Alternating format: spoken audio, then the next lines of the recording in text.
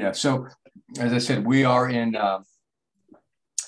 We're up to chapter 8 on the Chris Bray book, which is doubling basics. So we're going to spend a lot of time over the next, I guess, 3 to 4 months, maybe longer, on cube decisions and basic theories and understanding.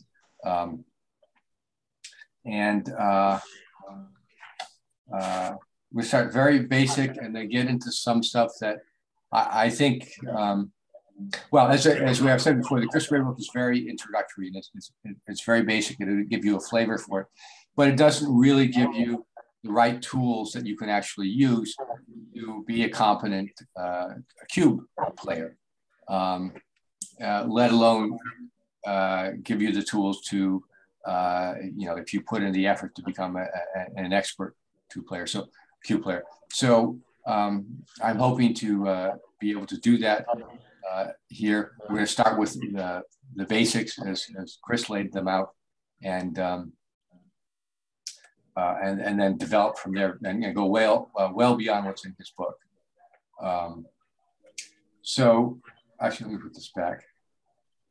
There are generally there are a couple ways of deciding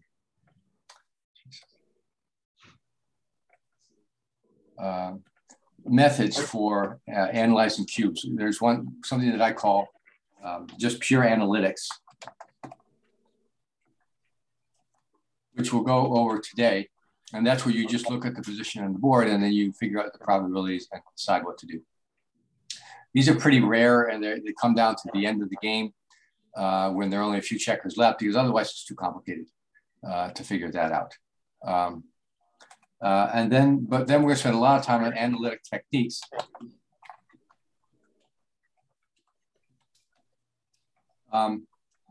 And you may know, some of you may know some things like racing formulas. I'm going to go over the Keith count and what I've called the rule, or what's been taught to me as the rule of 22.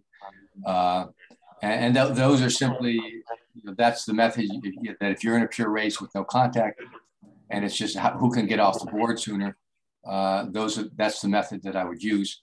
And it's actually one of the most accurate for long races, and the most accurate tools that we have in Backgammon.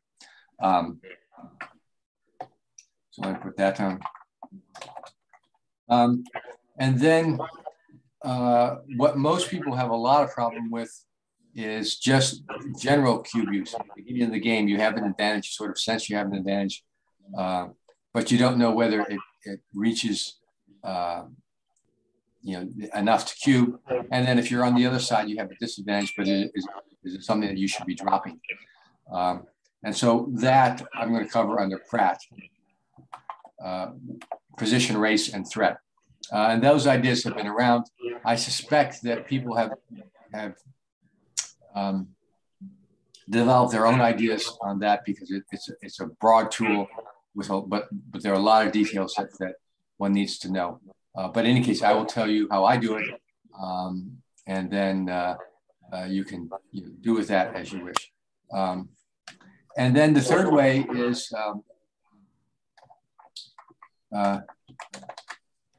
reference positions. And what those are is, you look at a common position on XG and look at points where it's just a double, or it's a double and barely a take, and that sort of thing. And then you compare that to what your current position is, and then decide from that. Now, reference positions are probably the most for advanced players. The more advanced players you have, the more reference positions you're going to be aware of. The Michis and Mochis of the world who are striving to have the lowest PR possible will memorize a lot of reference positions, and so that when they get into unusual positions, they have some basis for comparison, and they look at the positions and adjust. So we'll get into a few of those. I only use a couple of common ones that well, I use them because they're common. They come up a lot in the game, so it's worth memorizing them and understanding them. However, my issue is with everyone else is that there are a lot of positions that just aren't that are unusual, and so you're sort of left to guessing when you're in an unusual position. But anyway, that's that's some of the trade-offs you make as to how much time you want to study this and how low your PR you want to be. Okay, so let's look at some analytic techniques, which I have one on the board. And so we are white here, or yellow. So what do we think? Is this a double? Is it a double and a take, double and a pass?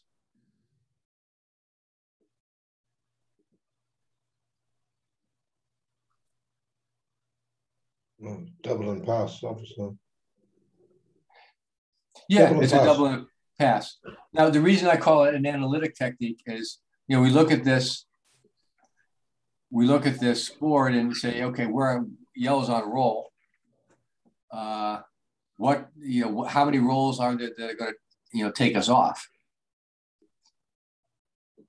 And the easier answer here is what roll do we have to roll so that we don't get off?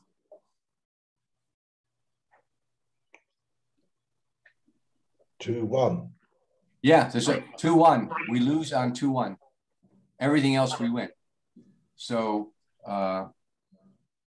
that's 34 out of 36 rolls we win.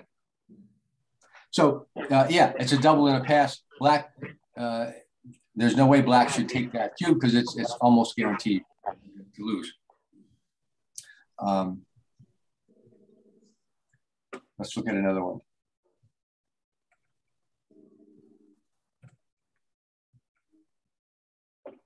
Okay, so we move the checker back a bit. So now what do we have?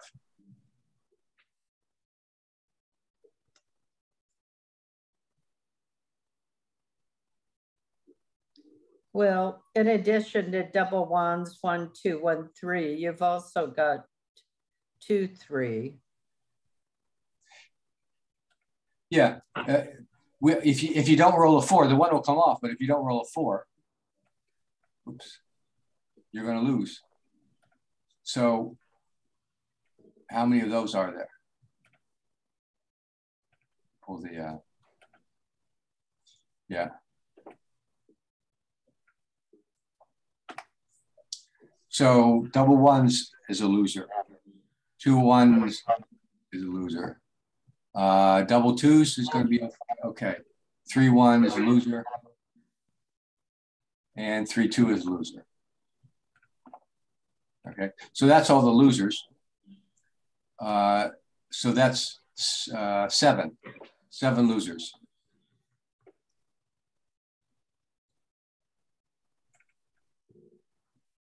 Okay, is that enough to double? And is that a take?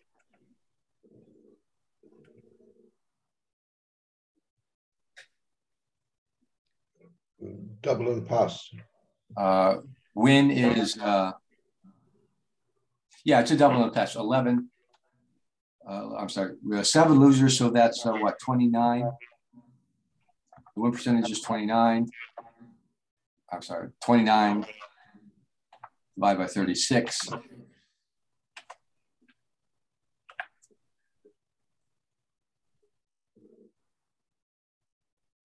Oh, this is.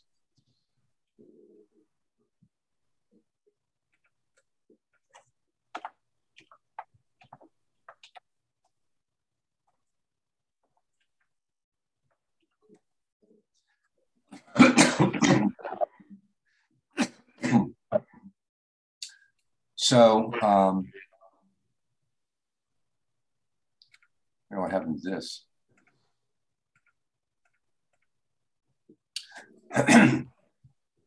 So this is the kind of the analytical method that you would use. This is the basic math that tells you.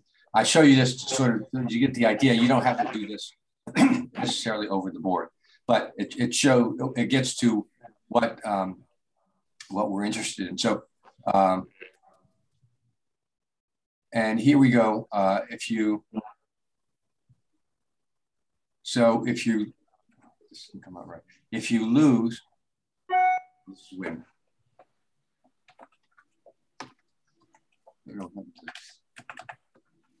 So if no double, okay, and if you, so you're going to win 81% of the time.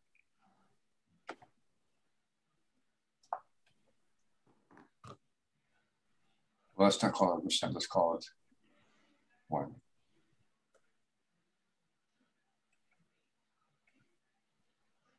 Your expected value is 0.8, and you're going to lose 0.19%.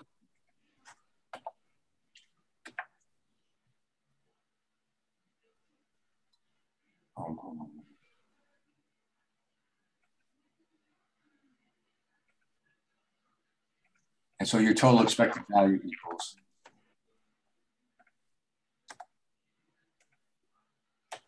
So total is going to be 0.61.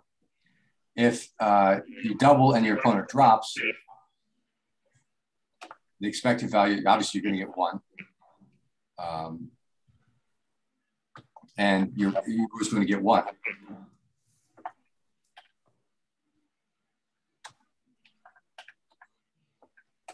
So your expected value is 1. If you always take, you're going to get 2. The value is going to be 2.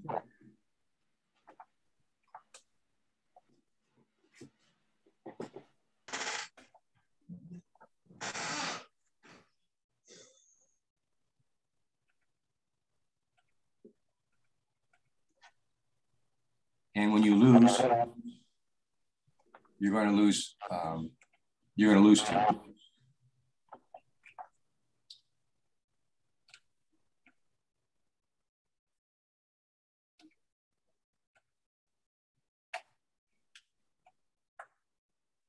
Oh.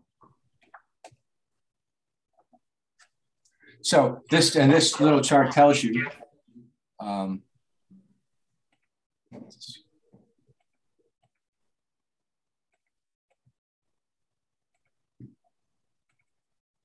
so what's going to happen is if your opponent always drops, your net value is 1 for this play. So you get 1. If you don't double, you're going to win 81% of the time and get 1. And you're going to lose 19% of the time and get, minus 1. The net value of that is 0.61. So clearly you want to double, because the expected value is 1 versus 0.61.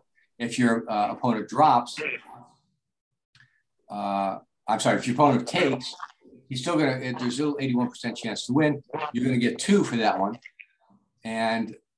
But you're going to win 19% of the time.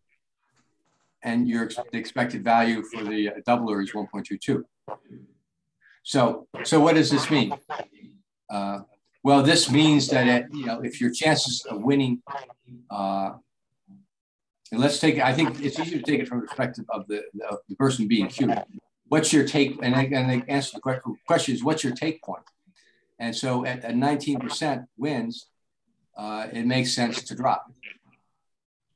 Now, does anyone know what the take point is that to make sense to take? 25%.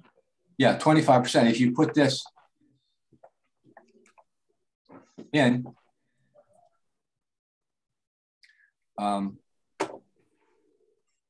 what you get is if the from the person getting cubed, that as long as he's got better than 25% chance to win, it makes it, it's at exactly 25%. It is a break even whether you take or drop. So that's called your take point. That's the percentage you have when you drop, when you're going to take or drop. The person throwing the cube, if you,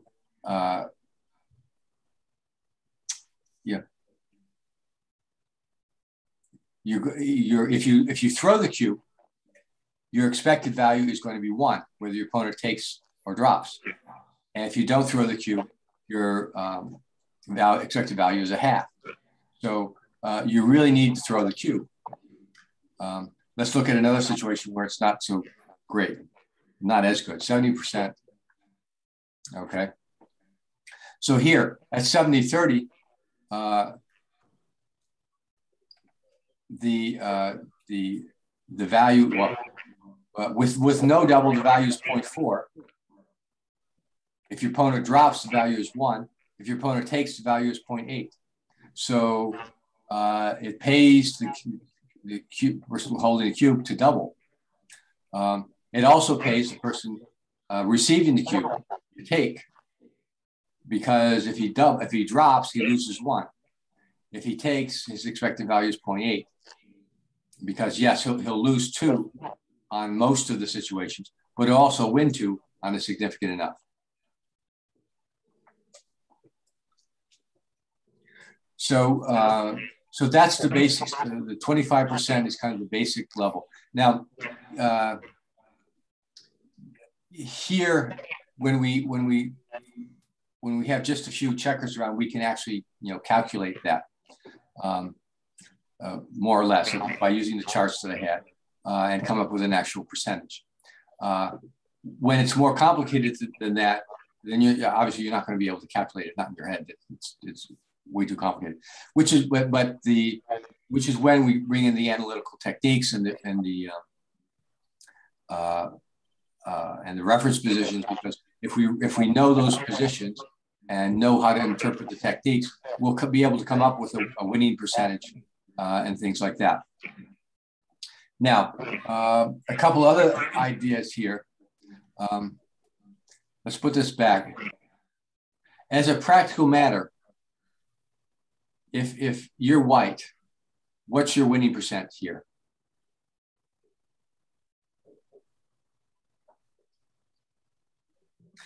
And what I mean by that is, if you know what you're doing, you double and you win.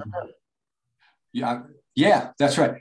As a practical matter, your winning percentage here is 1 if you double. And if you don't double, then it's 34 out of 36. So, and the reason I bring that in is that this demonstrates to a certain extent the value of the cube, even with this one. If you double, you win 1 because your opponent's going to drop. If you don't double, then your winning chance, I think we're 18%, you're going to get. My friend's coming back. Yeah, sure. It's just 1. Then if you don't double, then your chances go down. So I think this was 0.81, 0.19, yeah. So if you double, you're basically guaranteed 1, and if you don't double, it's 0.6. So and the reason I say that is when you cube somebody, when you cube your opponent, you're giving your opponent access to the cube. You don't get the cube. You can't, so that you don't get this, this 100% win when it's not quite 100%. That has value to your opponent. And so what we'll find is that the take point at 25%, which we just figured out mathematically, is actually for a position that will have some ongoing roles, some ongoing development, that the actual take point is less because the person holding the cube can turn the game around, and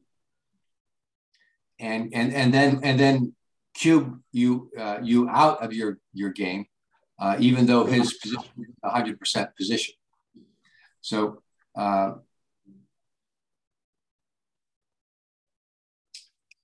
So anyway, that's called cube big. And the value is worth about 22%. Or I guess the value is 2.5%. So you take 25 minus 2.5 to get 22.5%. Okay. Let me look at another position.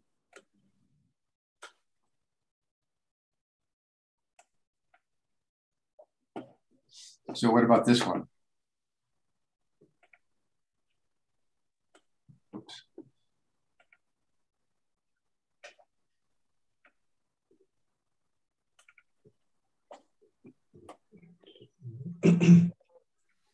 Double and a take. Yeah, well, let's see. We got, now this was the 4-1 position. Now we got fours that don't work. 4-2, 4-1, 4-2, 4-3. 3 threes will work and doubles will work. So now we've got 1, 2, 3, 4, 5, 6, 7, 8, 9, 10, 11, 12, 13. We've got 13 rolls that don't work. So 13, so 20 and 26 rolls that do. Yeah. Gary, you know, the way I think about this one, any 5 or 6 gets us off because the other checker's on the 1. So that's 20 numbers. And then I add to that double 4s, double 3s, and double 2s. Yeah. Yeah, so that's a good point. I've been looking at here. You can also look at, these at this way.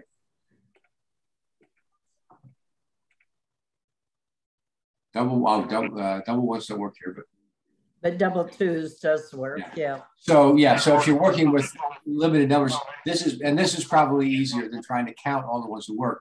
That don't work, is because you know that any 5 or 6 that you roll is going to work.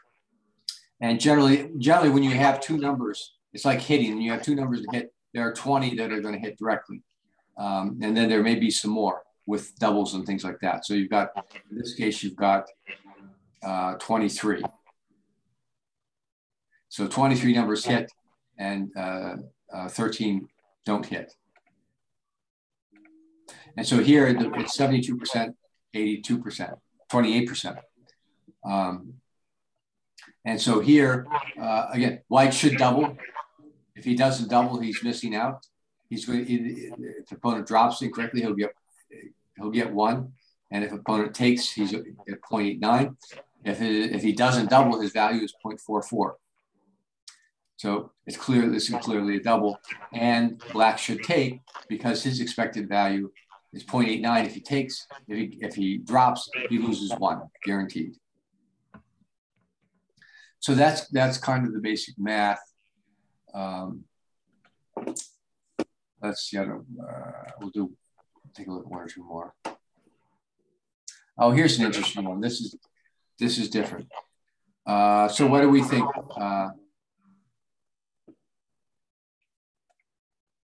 Double and a take here.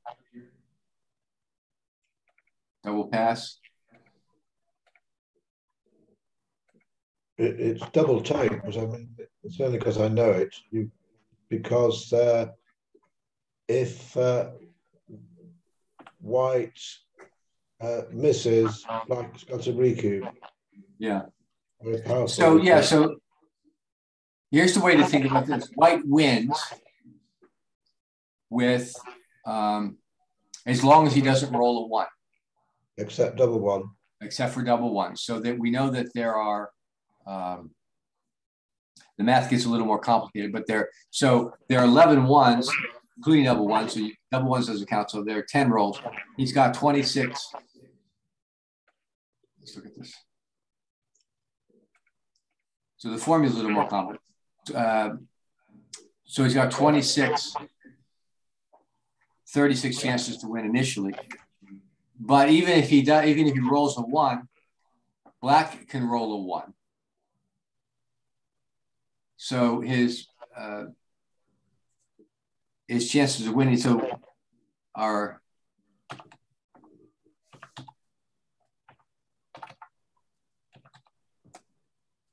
whoops, that didn't work out right.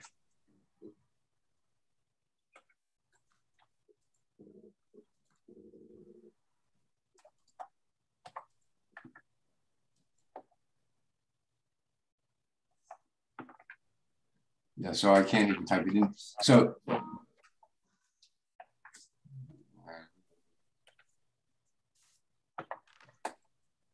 there we go. So yeah, so white is 92% to win. Okay, he's got the 10 chances to lose. I said to not win on the first roll, but in that case, black also has 10 chances to not win on the next roll. So it's clearly a double and a drop here. Now, as Ray said, he doesn't. Yeah, Ray didn't go through the math. He just remembers his position, and so this would be a reference position for Ray. And it's often easier to just remember these types of situations. This exact one doesn't come up very much, but something similar to it might. And it's often easier to remember these and adjust than it is to try to go through the math. Okay, the last one.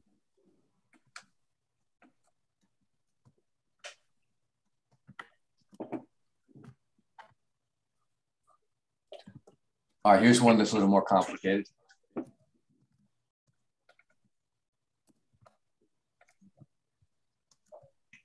So we're going to lose if we roll a 1, or we don't roll a 5 or a 6.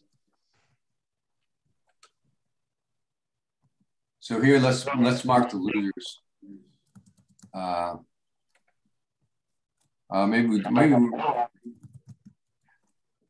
so 5, 2, and 6 to win.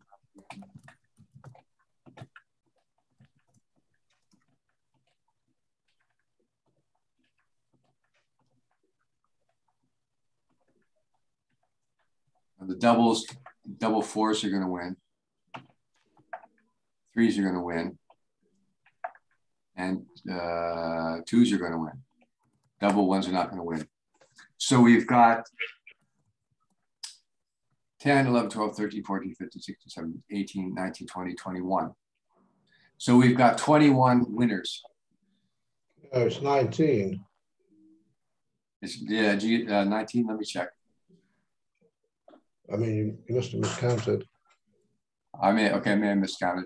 So here's 1, 2, 3, 4, 5. These are 10, 8 is 18, 19, 20, 21.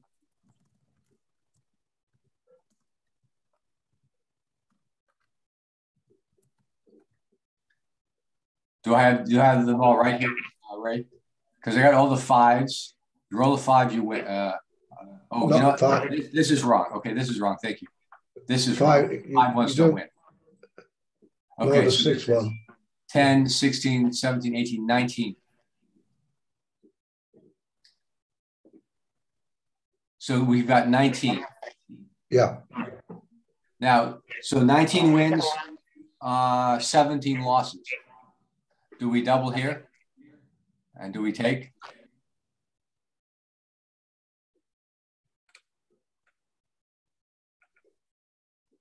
Yeah, we double and it's easy take. Okay, 53% wins, 47% losses. Yeah, so if we double, it's a double and a take. It's basically slightly better than 50%, but that gives us a small advantage. So if we don't double, it's a net of 0.06. If we do double, it's 0.11. Yeah. So which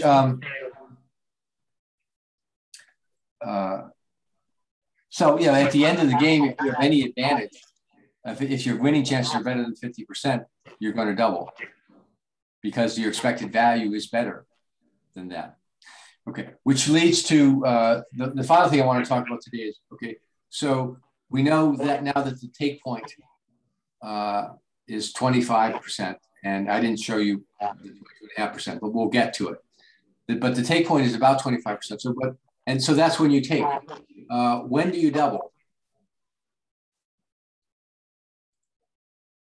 Now here, this is the final roll of the game. So if you're in the final roll of the game, if you're over 50%, you're going to double. What if you have more play?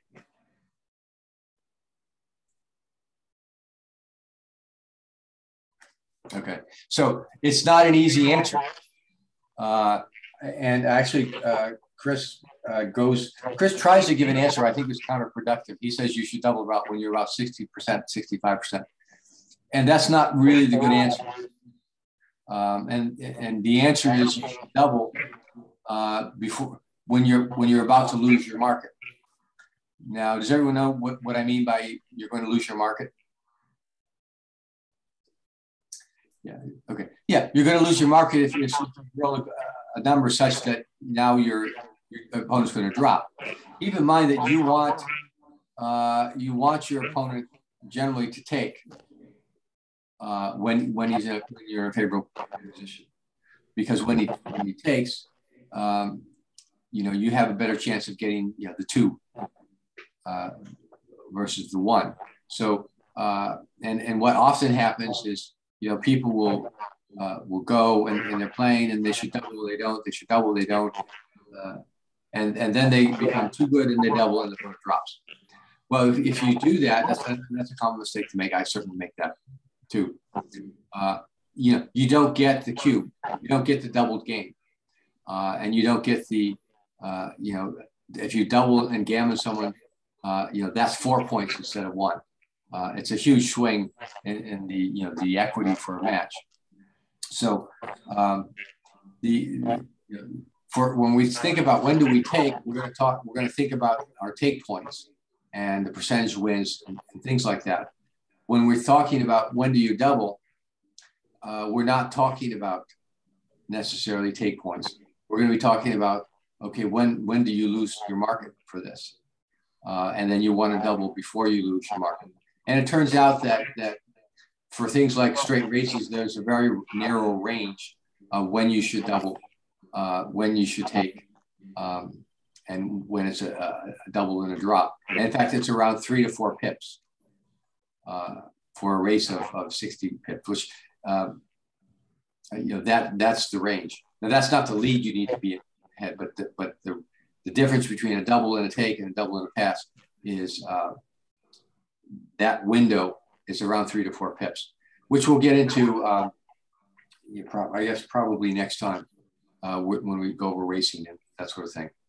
Gary, the picture on the screen now, we're saying is a double and a take. Is that correct? Yeah. Yeah, it's about 50. Yeah, because it's 53% to win, 47% to lose. So your expected value there is you're slightly favored over the long run. You're going to get more by winning 2 on this than you are going to get by losing 2. And so even this even this really small advantage is enough to push it over. And so you should double. Now it's not a huge error to not double here, but because of your advantage is so small. But it is a proper double, and over the long run, you'll be better off doubling in these positions.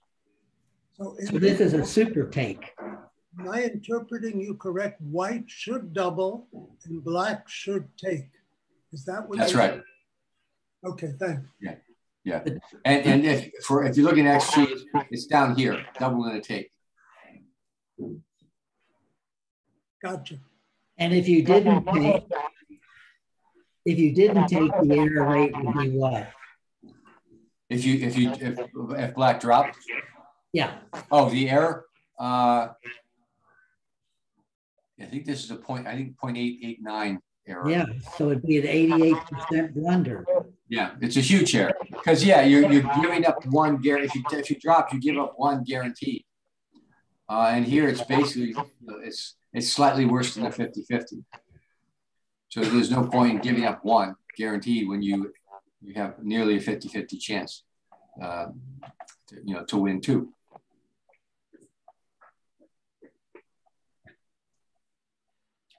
Okay, so that's it for this session. And we covered take points. Why it's 25%. I talked briefly about why we'll see it's 22.5% in cases where you have cube vig, which means your opponent has a chance to redouble. We'll talk about more of all this stuff later when we get into the weeds of some other specific situations. And we looked at this. This is what I call the pure analytical, where we're looking at a shot chart and figuring out specific, actual percentages based on rolls. Doesn't happen that often. So, but the mathematics, understanding the mathematics, you don't have to actually do the mathematics necessarily, but understanding why it's 25% and that sort of thing is useful when we're looking at reference positions and we're looking at the analytical techniques. Okay. I'll stop the recording.